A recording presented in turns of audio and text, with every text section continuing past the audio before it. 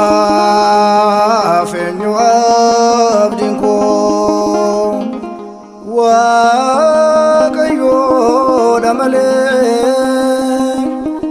Anaaf eenyu abdiin koo Waaqayyoodha malee. Ati naan gateennuma lubbuu koo si malee hin qabu wabii lubbuu koo.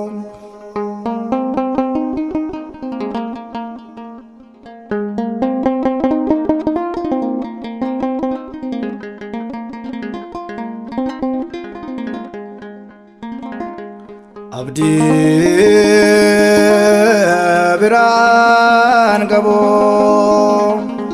biyya lafarratti ati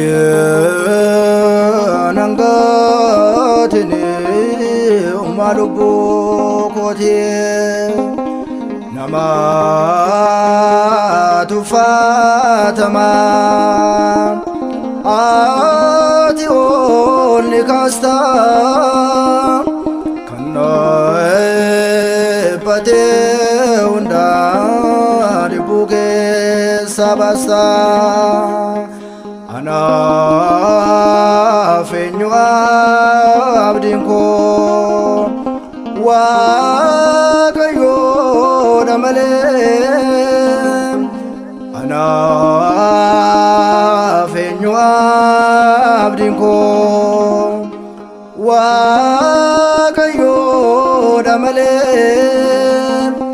Ati naan gateennuma lubbuu koo si malee hin qabu wabii lubbuu koo.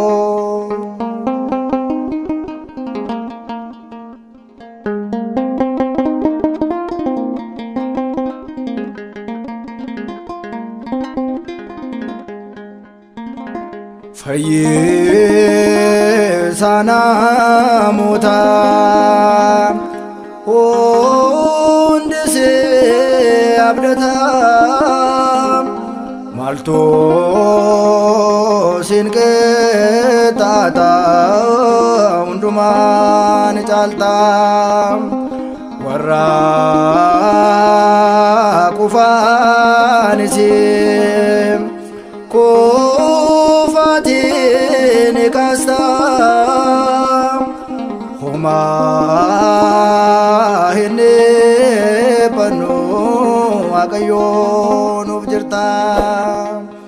Anaaf eenyu abdiin koo Waaqayyoodha malee. Anaaf eenyu abdiin koo Waaqayyoodha malee. Ati naan gateennuma lubbuu koo si malee hin qabu wabii lubbuu koo.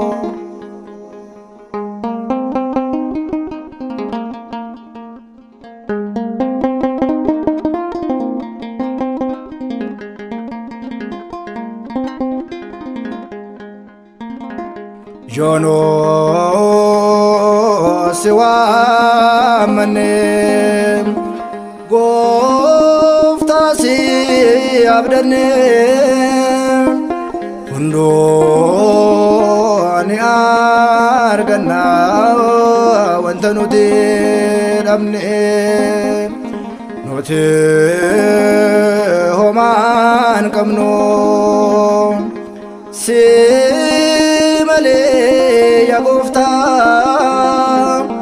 Kanaaf namni hundi si qofa abdata.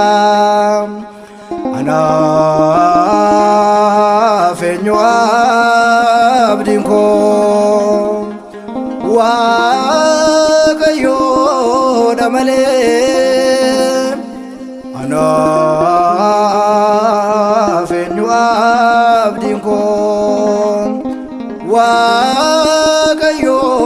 damale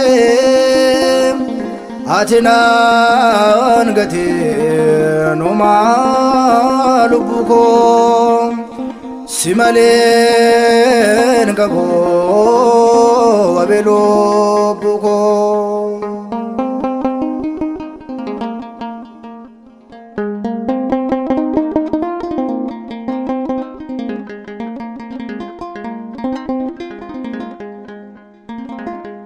Wanti hundu agufta si qofa raawwata kantaas gabbii dhabee maqaa keen boqotaa kanaaf